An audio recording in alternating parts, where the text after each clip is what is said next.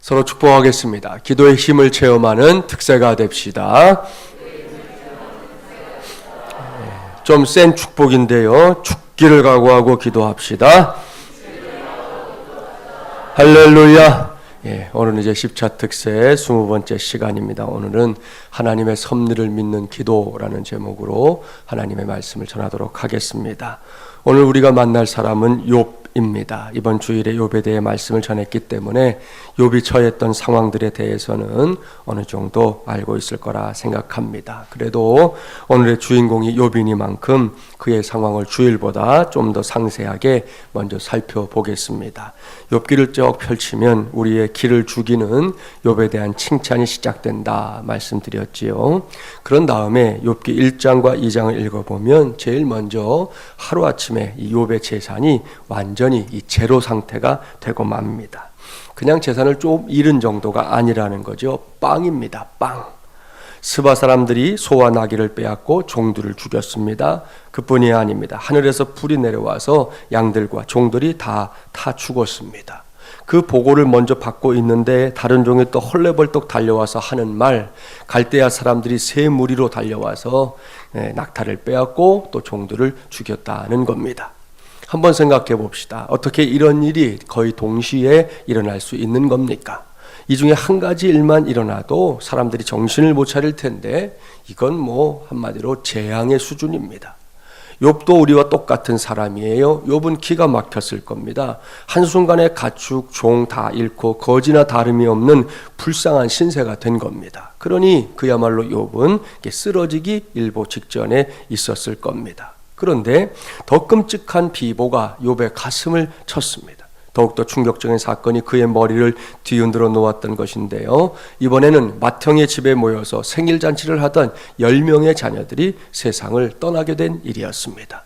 거센 바람 때문에 집의 기둥 4개가 무너지는 바람에 지붕이 밑으로 내려앉고 말았지요. 그 결과 생일잔치를 하기 위해 모여있던 자녀들이 한자리에서 압사당해서 다 죽고 만 것입니다. 도무지 믿을 수 없는 비보였습니다. 너무나 충격적인 사건이었습니다. 그러니 이 보고를 듣고 욥은 아마도 제정신이 아니었을 거예요. 혹 마음이 약한 부모 같았으면 그 자리에서 기절하거나 심장마비로 그 자리에서 죽었을지도 모를 일입니다. 하지만 욥은 좀 달랐습니다. 욥이 어떻게 했는지 볼까요? 오늘 본문 20절 말씀인데요. 20절 함께 봉독합니다. 욥이 일어나 겉옷을 찢고 머리털을 밀고 땅에 엎드려 예배하며. 아멘. 이것이 청천벽력과도 같은 일을 경험한 욥이 그 일을 어떻게 대응하는지 보여주는 말씀입니다. 그는 겉옷을 찢었습니다. 그리고 머리털을 밀었습니다. 이것은 애통한 심정을 표현하는 유대인들의 방식이에요. 그러니 거기까지는 이해가 됩니다. 우리도 얼마든지 그럴 수 있겠지요. 그런데 그 다음의 말씀을 보십시오. 이 정도 되면 하나님을 원망하든지 사람에게 욕을 하든지 할 것 같은데 욥은 전혀 다른 행동을 취하고 있습니다. 그는 땅 위에 엎드려 하나님께 예배하고 있습니다. 참으로 예사롭지 않은 모습이에요. 어떻게 이럴 수 있는 건지. 분명한 것은 이것이 욥의 신앙을 이렇게 엿볼 수 있는 장면이다 하는 사실입니다. 아무튼 여기서라도 욥의 고통이 끝났더라면 얼마나 좋았을까요? 그런데 거기가 끝이 아니었습니다. 이번에는 욥 자신의 온몸에 피부병이 생겼습니다. 머리부터 발끝까지입니다. 얼마나 가려운지 잿더미 위에 앉아서 벌거벗은 몸으로 질그릇 조각을 가지고 고름이 흐르는 피부를 박박 긁어대야만 했습니다. 기가 막혀서 돌지경이지요. 그러한 욥의 모습을 보면서 그의 아내는 이런 상황이라면 누구나 그럴 것처럼 분노했습니다. 심지어 저주의 말을, 독설을 입 밖으로 토해냈습니다. 주일에도 말씀드렸잖아요. 당신이 그래도 자기의 온전함을 굳게 지키느냐? 하나님을 욕하고 죽으라. 남편에게 이렇게 말하는 아내의 마음이 이해되지 않는 게 아닙니다. 앞서 쭉 말씀드린 상황들은 얼마든지 이런 말을 할 수 있는 상황이에요. 그런데 욥을 보십시오. 아내의 말을 듣고 욥이 뭐라고 했는지 아십니까? 욥은 아내의 말대로 하나님을 욕하거나 저주하지 않았습니다. 도리어 욥은 아내에게 이렇게 말합니다. 그대의 말이 한 어리석은 여자의 말 같도다. 우리가 하나님께 복을 받았은즉 화도 받지 아니하겠느냐. 욥은 아내의 말에 이렇게 대응을 했을 뿐 그 입술로도 죄를 짓지 않았습니다. 여기까지가 이제 욥기 1장과 2장에 기록되어 있는 욥의 모습인데요. 욥이라는 사람, 1장 1절에서 이미 선언하고 있지만 정말이지 대단한 사람이에요. 그도 사람인데 고난 앞에서, 억울함 앞에서 도대체 어떻게 이렇게 살 수 있는 건지, 어떻게 이렇게 고백할 수 있는지 이해를 해보려고 하지만 잘 이해가 되질 않아요. 성경이니까 우리가 읽기는 읽지만 잘 받아들여지지 않는다는 거죠. 욥이 신적인 존재라면 이해할 수 있겠지만 우리와 똑같은 사람이기 때문에 이해가 되질 않는 겁니다. 이런저런 고민을 안고 욥기를 읽다가 그래도 조금이나마 이해할 수 있는 실마리로 붙잡게 된 것이 바로 오늘 주신 말씀이에요. 본문 가운데 21절 말씀, 우리 욥의 심정을 생각해 보면서 함께 봉독해 보겠습니다. 21절입니다.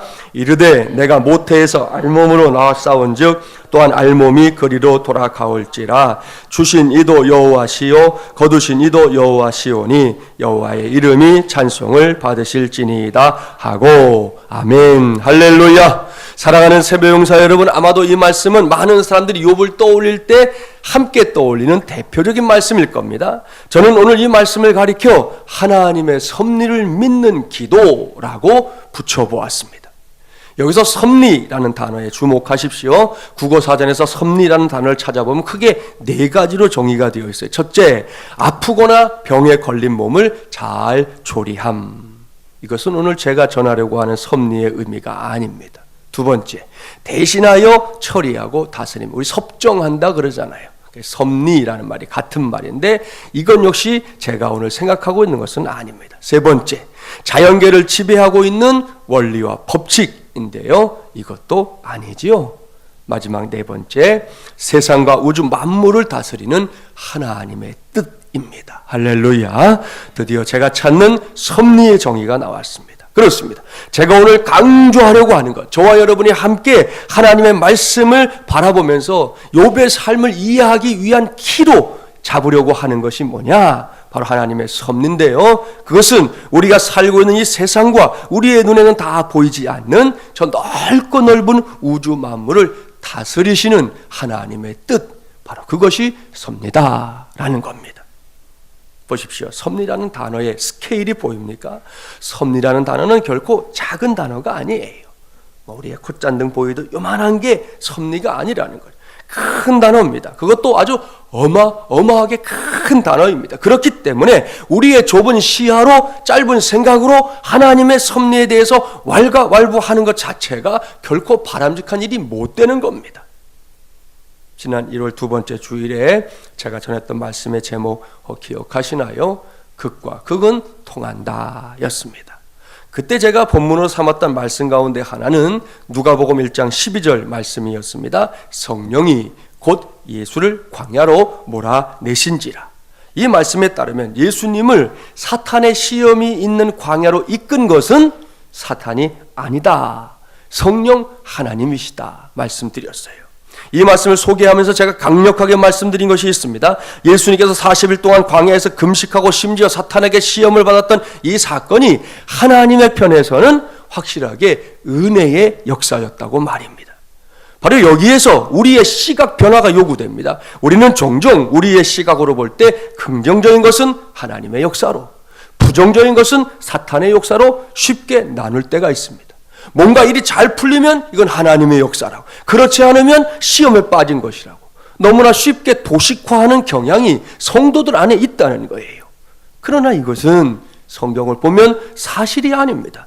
만일 우리가 살아가면서 경험하는 것 가운데 긍정적인 것들만이 하나님의 역사라고 한다면 이 세상의 절반은 하나님의 통치를 벗어나 있는 것이라고 해야 옳을 겁니다. 그런데 정말 그러냐는 거예요. 앞서 섭리를 정의하면서 하나님께서 세상을 다스리실 뿐만 아니라 우주 만물을 다스리시는 하나님이다 말씀드렸어요. 그런데 그 통치의 영역이 이 세상 전체를 놓고 볼 때 딱 잘라갖고 절반만, 그것만이 하나님의 통치 영역이냐 하는 질문이에요. 아니지요. 결코 그렇지 않습니다. 우리 하나님은 온 천하 만물의 주인이십니다. 믿습니까? 할렐루야. 그렇다면 이 세상 어디에도 과거이든 현재이든 미래이든 하나님께서 통치하지 않는 영역, 하나님께서 통치하지 못하는 영역이란 있을 수 없는 것이죠. 따라서 우리가 긍정적으로 보는 것이든 부정적으로 보는 것이든 간에 그 모두가 하나님께서 역사하는 현장이지 않겠습니까? 옳습니다. 이것을 제대로 알아야 합니다. 바르게 알아야 합니다. 이것이 사실이기 때문에 긍정이냐 부정이냐를 결정하는 이제 우리 편에서의 이 기준은 하나님의 섭리라고 하는 위대한 기준과는 결코 비교조차 할 수 없는 작고 작은 것에 불과할 뿐이에요. 욥은 이것을 알았습니다. 확실하게 알았습니다. 그렇기 때문에 그는 요즘 우리가 가끔 하는 말로 일희일비하는 삶을 살지 않았다는 거예요. 몰랐더라면 그도 일희일비하는 삶을 살았을 거예요. 그런데 하나님의 섭리라는 이 큰 단어가 가지고 있는 의미를 알았기 때문에 자기 인생에 주어지는 일들 하나하나마다 어떨 때는 히 하다가 어떨 때는 비통에 빠지고 그런 삶을 살지 않았다는 거지요. 사랑하는 여러분, 이것은 오늘 우리 모두가 배워야 할 매우 중요한 신앙입니다.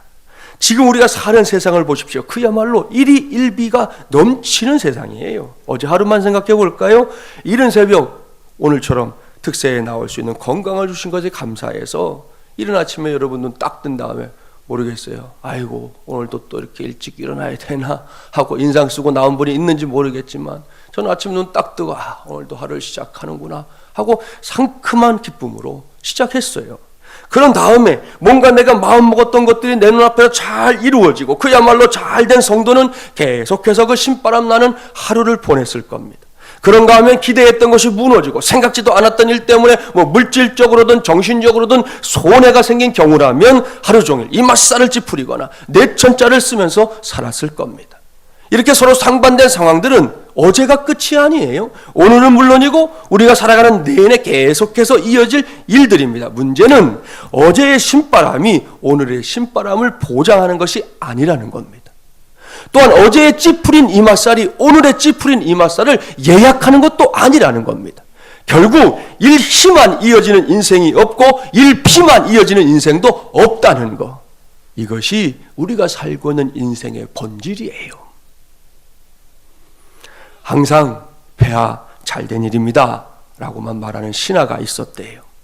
어느 날 왕과 그 신하가 함께 사냥을 하러 갔는데 신하가 왕의 총의 총알을 거꾸로 장전하는 바람에 왕의 손가락 하나가 이렇게 잘려나갔습니다. 그러니 신하는 죽을 죄를 지은 거 아닙니까? 그런데 이 신하가요, 이 정신이 없는 건지 아니면 그냥 순간적으로 그렇게 말을 했는지 몰라도 평소처럼 말하는 거예요. 왕이 지금 손가락이 하나 날아가는데 폐하 잘된 일입니다 그랬어요. 왕이 분노했습니다. 당장 죽여버리고 싶었지만 그동안의 공을 생각해서 그 신하를 우선 감옥에 집어넣었어요. 이듬해가 되었습니다. 왕이 다시 사냥을 나갔다가 길을 잃었고 그만 식인종에게 붙잡히고 말았습니다. 영락없이 죽게 된 상황인데 식인종들이 가만히 살펴보니까 이 왕의 손가락이 하나 없잖아요. 그러자 식인종의 추장이 하는 말, 이 음식은 흠이 있구나. 흠이 있어. 음식에 흠이 있구나. 우리가 먹을 수 있는 음식이 아니구나. 놔줘라. 이렇게 해서 왕이 구사일생으로 살아났답니다. 식인종에게 풀려난 왕은 자신의 손가락을 다치게 했던 그 신하가 너무 고마웠어요. 안 그랬으면 죽었잖아요. 얼른 감옥에 가서 신하에게 말했답니다. 자네 덕분에 살았네. 고맙고 미안하네. 그랬더니 신하가 뭐라고 했느냐. 폐하 참으로 잘된 일입니다. 제가 감옥에 안 들어왔으면 폐하와 같이 사냥을 나갔을 것이고 저는 흠 없는 음식이 되어 저들의 밥이 됐을 거 아닙니까? 잘된 일입니다. 그랬다는 거예요. 여러분, 이것이 인생입니다. 세상에서는 이런 일을 놓고 하는 말이 있지요. 세옹지마 그래요. 고사성어를 써요. 그것으로 설명하려고 해요. 그러나 우리는 다릅니다. 세상은 그때그때마다 한마디로 재수가 좋거나 혹은 나빠서 이런 일이 생기고 저런 일이 생기는 거라고 말하지만 그것만으로는 우리의 인생에 다 설명되질 않는다는 거예요. 그렇기 때문에 우리가 한 번뿐인 인생을 살아가면서 반드시 떠올려야 할 것은 다른 것이 아닙니다. 하나님의 섭리인 줄 믿습니다. 할렐루야. 그리고 여기서 한 가지 더 기억합시다. 그것은 하나님의 섭리라는 게 막연하게 그럴 것이다, 그렇게 될 것이다, 그 정도가 아니라는 거예요. 하나님의 섭리는 철저하게 저와 여러분이 하나님의 자녀가 되었다는 사실에 연결되어 있는 것입니다.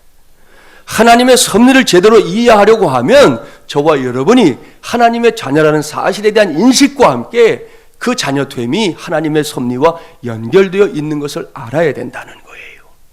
영접하는 자, 곧 그 이름을 믿는 자들에게는 하나님의 자녀가 되는 권세를 주셨으니 라는 이 요한복음의 선포대로 저와 여러분이 예수님을 나의 구세주로, 하나님을 나의 아버지로 영접하는 그 순간에 우리 안에서 일어난 놀라운 신분의 변화는 우리 모두가 하나님의 자녀가 되었다는 것이지요.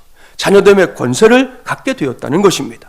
이것을 확실하게 믿을 때 우리도 욥과 같이 하나님의 섭리를 믿는 기도를 할 수 있게 되는 겁니다.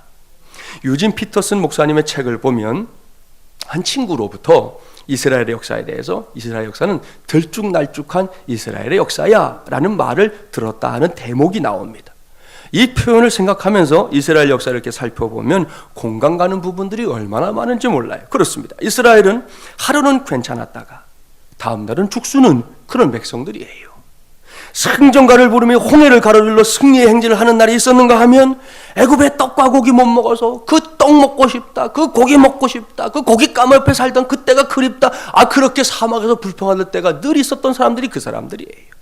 뜨거운 찬양과 나팔 소리가 울려 퍼지는 가운데 여리고 주위를 행진하면서 결국은 그 성을 얻어냈는가 하면 가나안 족속이 숭배하던 다신의 여신 앞에서 난행을 부리기도 했던 사람들이 그 사람들입니다. 신약시대로 오면 달라지나요? 아니요. 예수님의 명령을 경청하고 그분의 사랑을 받으며 그분과 함께 다락방에 있다가도 다음날 바깥들에서 예수님을 모른다 부인하고 저주까지 한 사람들이 그들입니다. 정말이지 뭐 들쭉날쭉 아닙니까? 그런데요, 이렇게 들쭉날쭉한 이스라엘의 역사 속에서도 불변의 사실, 우리가 봐도 야, 이 사람들 뭐 이러냐, 뭐 아침엔 저러고 저녁엔 저러고 저러냐 하다가도 분명히 발견했을 불변의 사실 한 가지, 그것은 이스라엘이 언제나 하나님의 백성이었다는 사실이에요. 옳습니다. 그들은 들쭉날쭉 정신없이 살았지만 하나님은 변함없이 그들과 함께 하시면서 자비와 심판을 베푸는 가운데 한결같이 은혜로우셨습니다. 그래서 우리는 모든 것이 그분의 백성을 구속하시는 하나님의 이 섭리 가운데, 그것도 의심할 수 없는 부동의 환경 속에서 진행되었구나 하는 생각을 금할 수가 없는 겁니다. 그렇기 때문에 여기서 우리 모두가 확실하게 알아야 할 것이 있습니다. 그것은 오늘 이 시간까지 나라고 하는 존재를 살게 한 것은 하나님에 대한 우리의 감정이 아니라 그분이 하나님이라는 사실에 있다는 것입니다. 그렇습니다. 우리는 이미 우리의 감정 자체가 조속지배라는 사실을 잘 알고 있어요.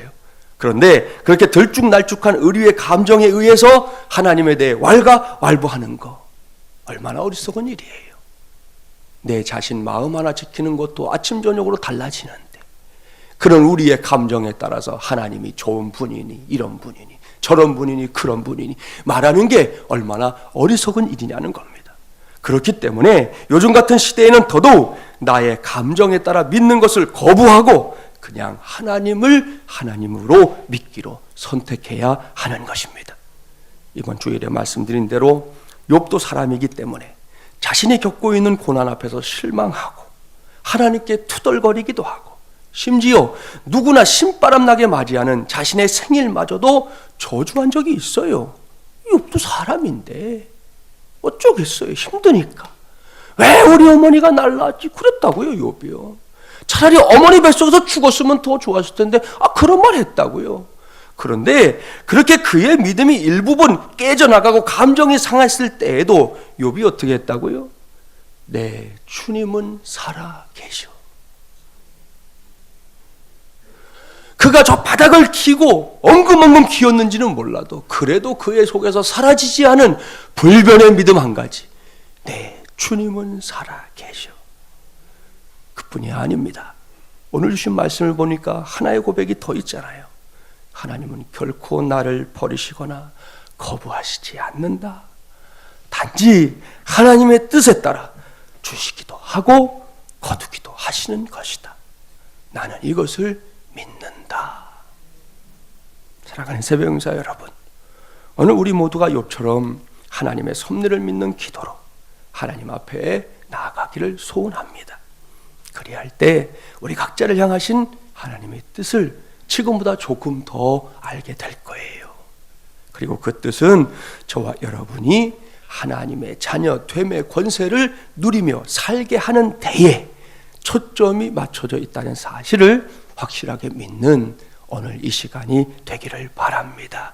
그래서 마침내는 욥에게 갑절의 복을 주셨던 하나님의 은혜가 이제는 저와 여러분의 것이 되기를 주님의 이름으로 간절히 축원합니다.